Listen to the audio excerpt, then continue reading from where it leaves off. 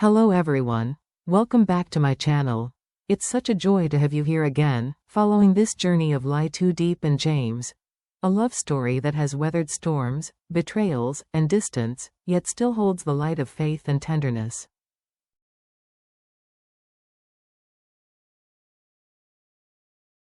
In today's episode, we'll step into another chapter of their lives. One filled with quiet mornings, distant worries, and the kind of courage that only love can awaken.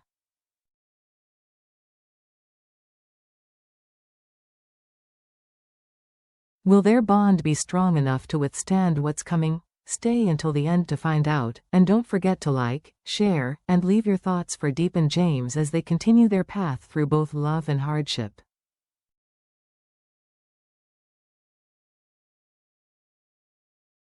A peaceful morning unfolded on the little farm.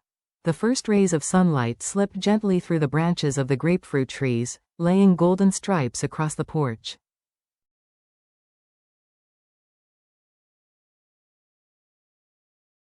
The air smelled of dew and fresh grass, that familiar countryside calm that felt like safety itself.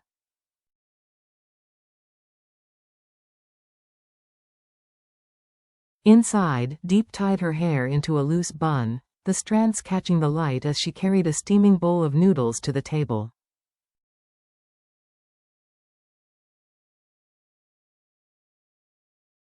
Across the room, little Nhi sat cross-legged on the floor, her cheeks rosy with concentration as she carefully colored a drawing titled, "Happy Family."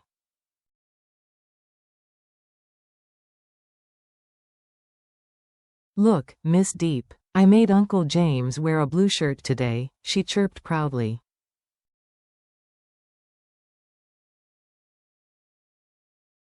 Diep smiled, warmth glowing in her eyes. "Yes, that looks just like him," she said softly.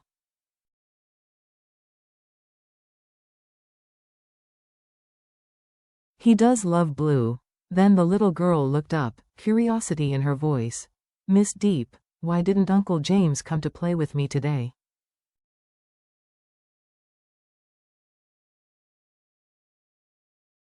The smile on Diep's face froze, just for a heartbeat. Her eyes flickered toward the front door, where sunlight still shimmered across the yard.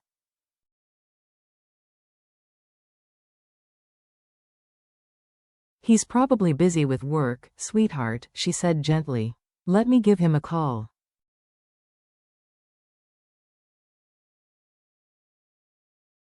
The phone rang once, twice, then silence. She tried again, and again. Only that cold, mechanical voice replied.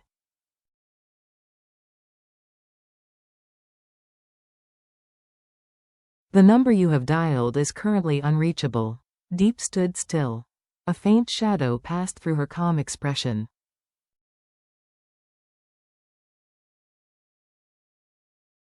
She sighed softly, concealing her worry behind a quiet smile. "Maybe his phone ran out of battery, dear."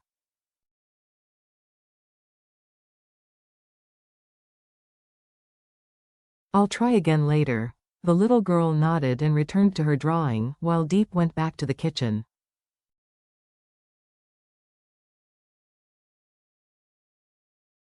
The soft clink of metal against the pot echoed in the stillness. A breeze lifted the curtain.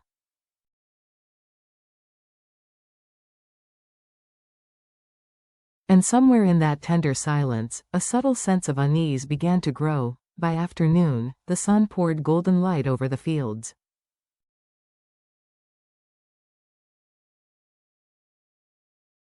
The soil glowed warm beneath Diep's feet as she worked, her hands steady and sure.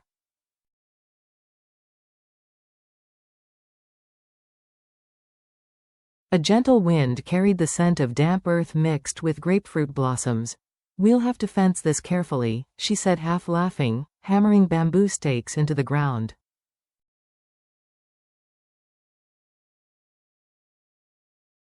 "Otherwise, the chickens will ruin it again." Her conical hat tilted slightly as a drop of sweat rolled down her cheek.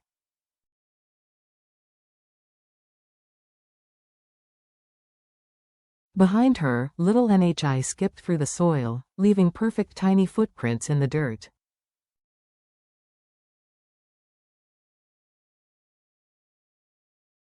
Miss Diep, let me help. I'm really good at planting. Diep turned, laughter lighting her face.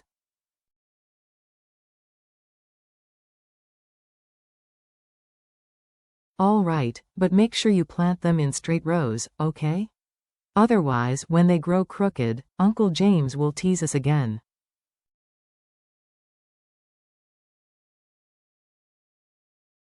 The child giggled, pressing seedlings into the ground, mud streaking her small hands and cheeks.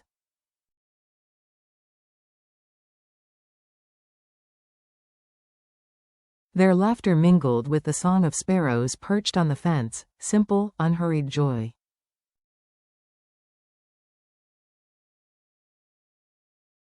Beyond them stretched the grapefruit grove James had planted the year before. The leaves shimmered in the fading light, each tree heavy with ripening fruit, a living testament to their love and persistence.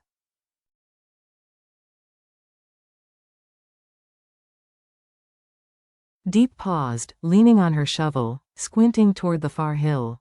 I wonder if James bought all the land up to that slope, she murmured.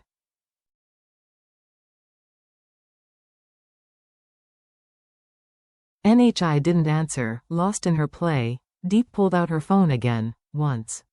Twice. The same cold voice. The number you have dialed is currently unreachable.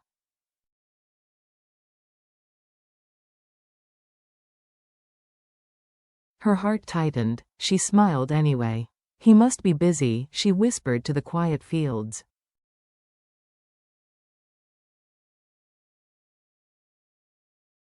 As the light dimmed, shadows stretched long across the soil, and somewhere between the breeze and the rustling leaves, an invisible worry began to settle deep inside her.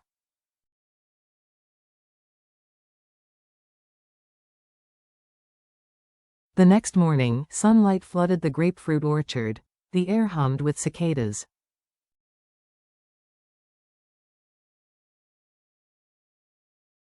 Diep and NHI worked side by side, their laughter floating through the leaves. Be careful, sweetheart, not under the big trees. Diep warned, twisting the long fruit pole just right so a golden grapefruit dropped softly into her hand.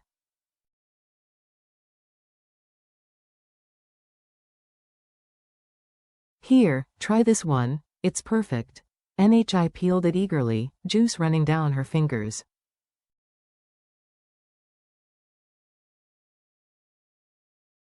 Miss Diep, it's sweeter than candy, Diep chuckled, wiping the child's face with a handkerchief.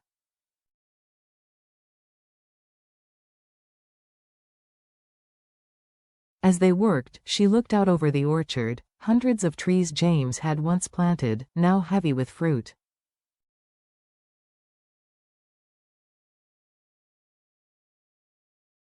Every leaf seemed to whisper his name. When the baskets were full, they loaded the cart and headed for the village market.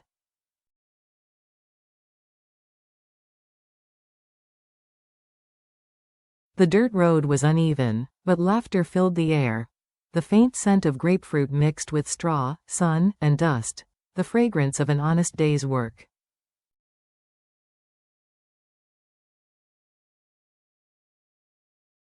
At the market, Diep arranged the fruits neatly under an old awning. Sweet grapefruits here.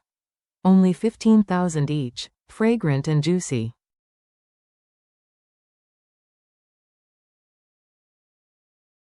Her cheerful voice drew curious shoppers. These are real country grapefruits, juicy, not bitter at all, a woman exclaimed.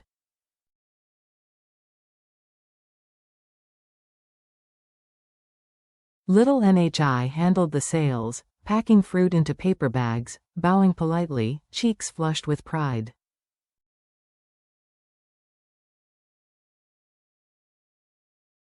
Thank you, miss. Hope you enjoy it. An elderly woman passing by smiled fondly. What a sweet child.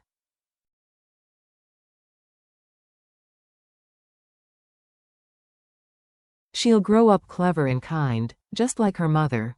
Diep smiled softly. She's not my real daughter, she said gently, but she's my heart.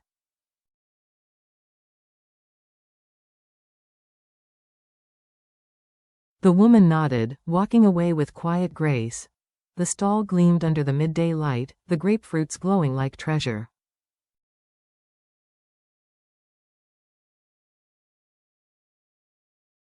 Yet amid the chatter and laughter, Diep's eyes drifted toward the distant road, the one leading to the city.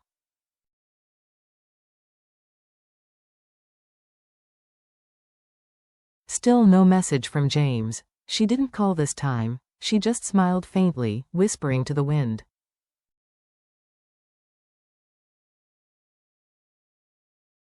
James, have you eaten yet? By late afternoon, they pushed the empty cart home. Only a few fruits rolled softly inside, squeaking in rhythm with the wheels.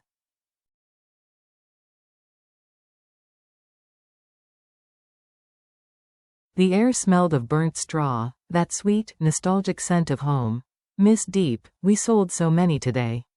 NHI cheered, waving the small money pouch.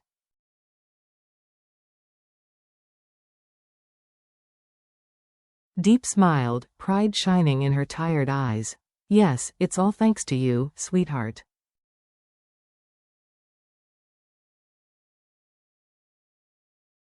They stopped by a modest clothing shop.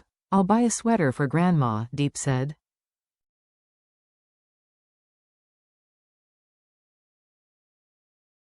Winter's coming soon, her joints ache when it's cold. NHI darted through the racks, inspecting sweaters like a tiny stylist.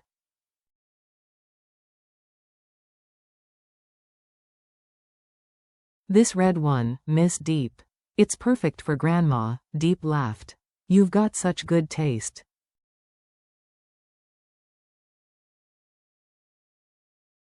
At the counter, she noticed a pink dress, simple, soft, and lovely. How about this one for you? She asked gently.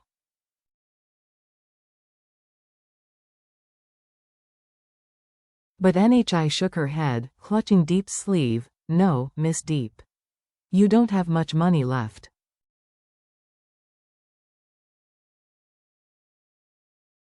I only need one dress. The words hit harder than she expected. Diep knelt down, pulling the girl into her arms.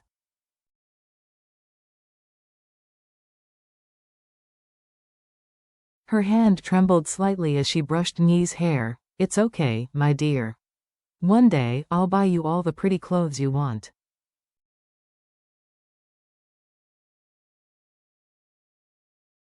I don't need many, NHI whispered, smiling. I just need you. Diep turned away, blinking back tears, pretending to adjust the shopping bag.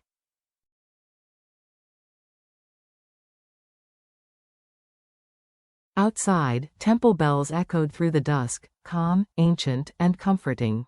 They walked home under the crimson sky, their shadows long on the dusty road.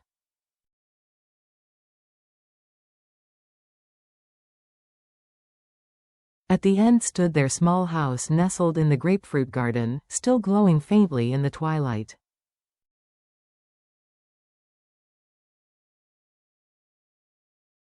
Inside, the warmth of waiting lingered. Far away, a car stopped at the edge of a forest road.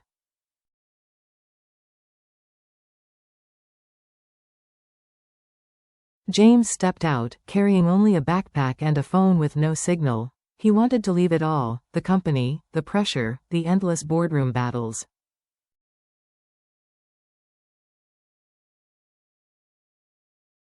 Ahead stretched rolling hills, a narrow stream winding through the valley, the air alive with the scent of wild grass.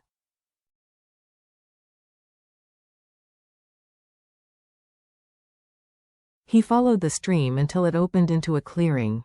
The sunset spread across the sky like fire.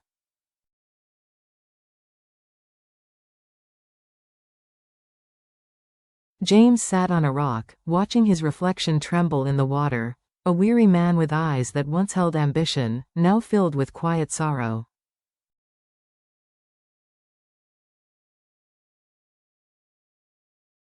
My father used to say, he murmured, that money defines a man. That love is a weakness.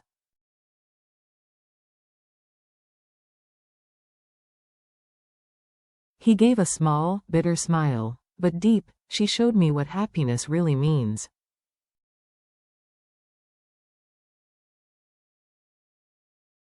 With her, I'm just me. No power, no title, just a man who feels alive.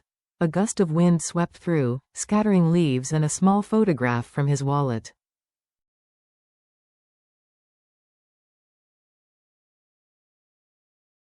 He caught it, a faded picture of Diep, NHI, and himself in the orchard. His thumb brushed the edge.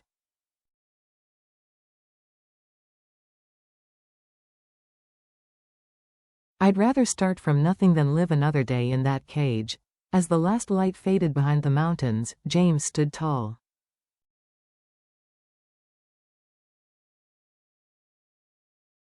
The wind howled through the valley, but his voice was steady. I'll protect them.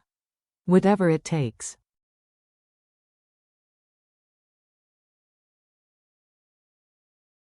He remembered everything, the first time he saw Diep working under the sun, her hands rough but graceful.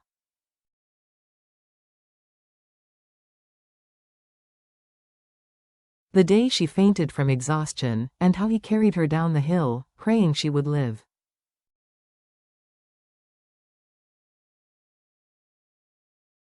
Her first word upon waking, James. Then the collapse of his empire, the betrayal from within.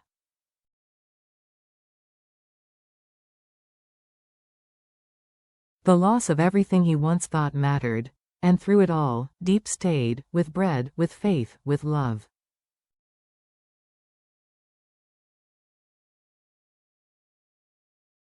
You can earn money again, she told him. But don't lose yourself. He remembered when she fell ill, how he nursed her for days, whispering, please get better.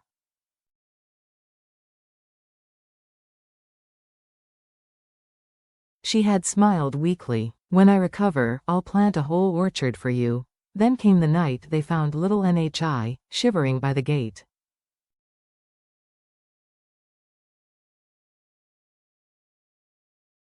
She needs a home, Diep had said softly.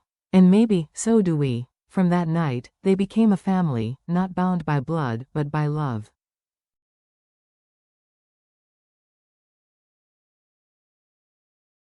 Their laughter by the grapefruit trees was worth more than every deal James had ever signed.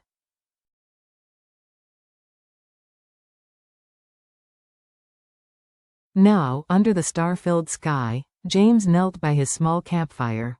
The flames danced in his eyes, no longer the eyes of an heir, but of a man reborn.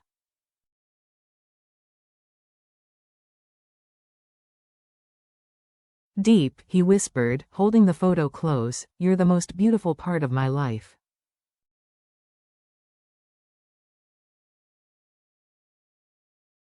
Even if the world turns away, I'll still choose you, the wind answered softly through the trees.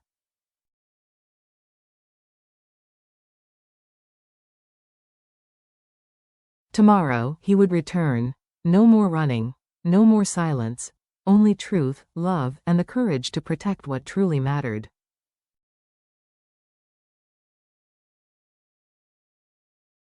And so, as the fire dimmed into embers, the night settled, quiet, heavy, and full of promises.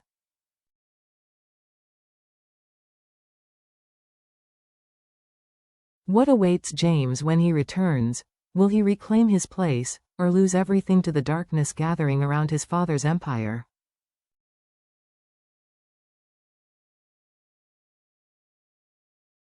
Stay tuned for the next episode, the confrontation in the dark, where long-buried secrets will finally come to light.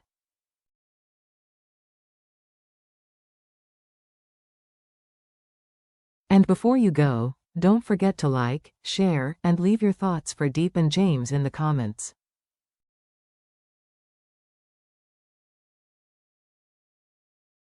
Sometimes, love isn't about the battles you win, but the ones you never stop fighting for.